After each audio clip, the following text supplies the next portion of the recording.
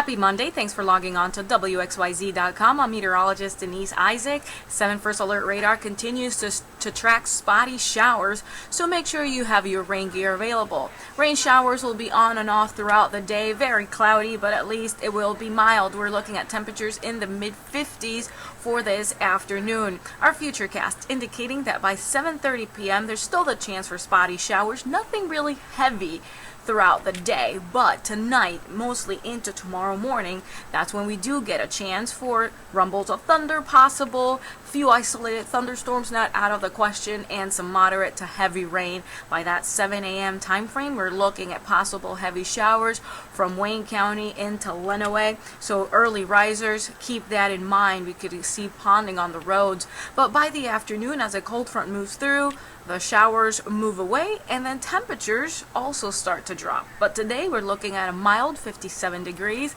light rain showers throughout the day. Keep your umbrella or rain gear available. By tonight, 52, so it stays fairly mild for this time of the year. Temperatures well above average. And yes, it feels like spring, and spring officially arrives here in 14 days, so the countdown continues. By Tuesday, 70% chance for showers. Most of them will happen before noon. 56 will be our high, but temperatures dropping once the cold front moves through around 2 p.m.